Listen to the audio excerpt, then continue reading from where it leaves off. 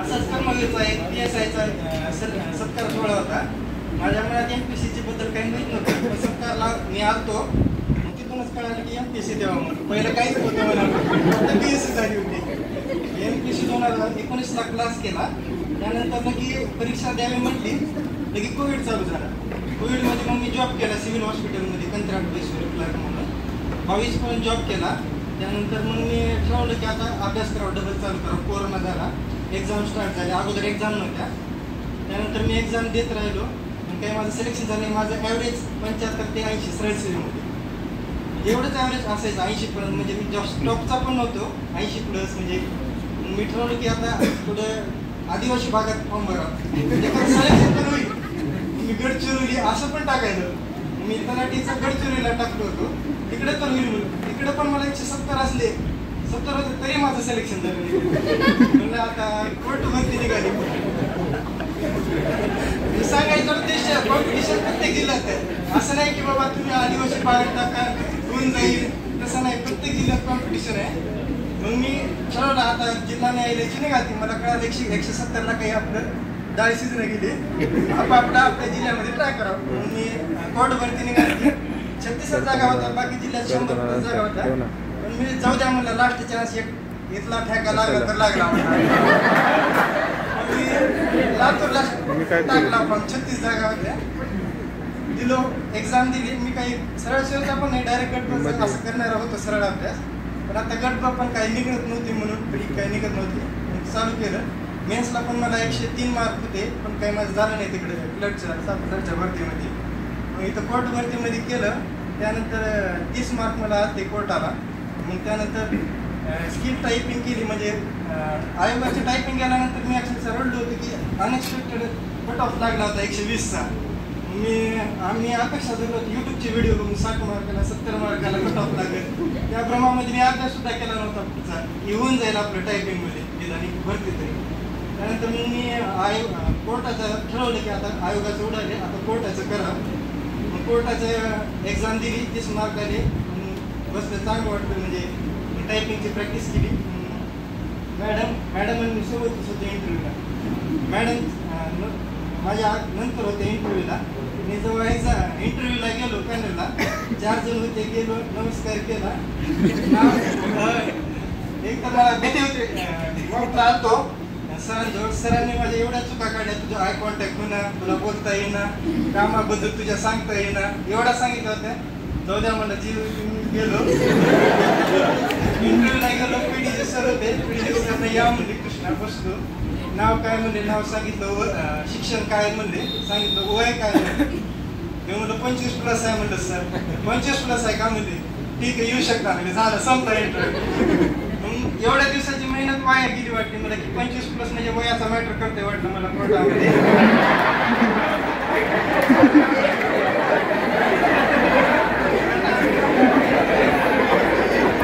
अजून डबल चालू करावं लागत असतं. प्री म्हणा, काही एक्झाम म्हणा, अभ्यास करा, डबल परेशानी अजून होती. म्हणून कुठं तर नोकरी स्टॅबिलिटी पाहिजे होती म्हणून मी कोर्टाच्या भरोशावर बसलो होतो. एवढ्या नंतर माझ्या नंतर लगे मॅडमचा इंटरव्ह्यू होता. मॅडम म्हणल्या, तुम्ही लगे कसं काय बाहेर आलो? काहीच विचारले नाही, नाव आणि वय विचारले, जावा म्हणजे. अरे बापरे म्हणलं. आता घरी येऊन अक्षरशः रडलो की आई म्हणलं आता गुन्हा गेला म्हणलं. मी आता दुसरं काहीतरी बघतो म्हणलं. आता काही इंटरव्ह्यूचं तुम्ही आशा ठेवू नका म्हणलं. मला टायपिंग चांगली गेली म्हणलं, तुम्ही इंटरव्ह्यू पण मॅटर करताय म्हणलं आईला. सोडून दिला मी, नादच सोडून दिला त्याचा. म्हणजे आता कोर्टाचा होतच नाही म्हणलं. आई पप्पाला म्हणलं तुम्ही आशा करू नका म्हणजे या गोष्टीची. आई पप्पानी नवस बोलले एवढे होते.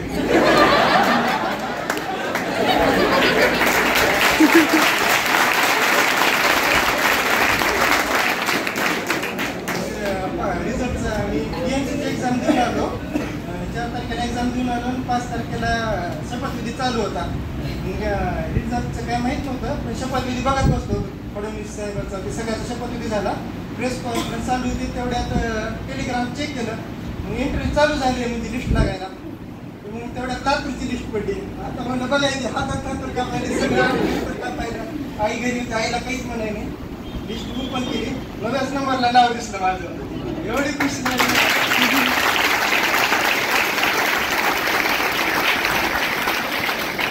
माझ्या मनात सुद्धा सुद्धा नव्हतं की मी लागेल, कारण दोनच गोष्टीमध्ये मला वाटत नव्हतं की माझं सिलेक्शन होईल. कारण दुसऱ्याला नाव रडकरांनी दुसरे सांगत होते आपले मी 30+ आहे, माझं लग्न झाले, मग माझं तर काहीच नव्हतं.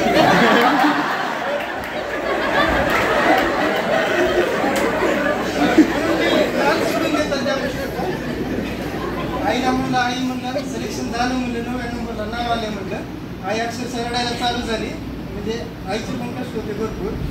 काय झालं मग काल ऑर्डर भेटली. ऑर्डरला आता तसं तर मी निर्लज्ज झालो होतो, मला आई पप्पा रडत होते पण मला काही रडूच येत नव्हतं. अपयश ही माझं 26वा एक्झाम, 26वा रिझल्ट म्हणजे 25 पेपर नापास झाल्यानंतर 26वा निकाल आहे, 26व्या पेपरचा निकाल आहे.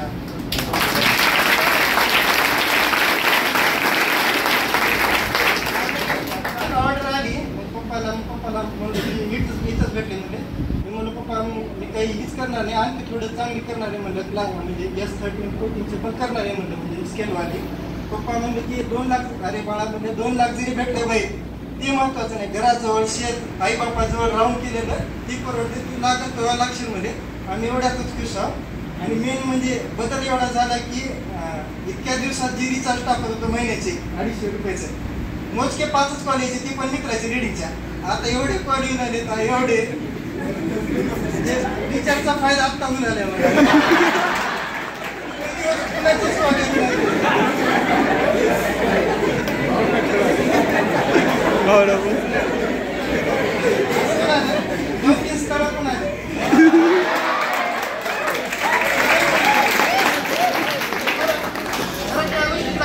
नोकरीच्या अगोदर मला कोणी कॉल करत नव्हता, कोणी विचारत नव्हतं. स्ट्रगल म्हणजे कुणाच्या कॉन्टॅक्टमध्ये राहायचं नाही, कारण कुणी भेटलं ना तू सध्या काय करतोस या प्रश्नाने लेट होत आहे मला. म्हणजे मी कोणत्याच कार्यक्रमाला जायचं नाही की आता ग्रॅज्युएशन झालं मला एवढं कमवायला दिसतात, पुण्याला गेलंय फ्लॅट घेतला असं सांगायचे प्रत्येक गावगाच्या करायचे, पण आपल्याला सांगता येत नव्हतं. आज ते सगळे कॉल करायला स्टेटस दिले. काल मी 100-1 लोकांनी तर माझं स्टेटस लिहिलं होतं की सिलेक्शन झाल्याबद्दल अभिनंदन. वाढदिवसाव्यतिरिक्त आज ठेवली होती. मला वाटलं थोडी सॅलरी आहे, लातूरमध्ये जॉब भेटला, इथंच गेला माझं लातूरला, 1 किलोमीटर अंतर आहे.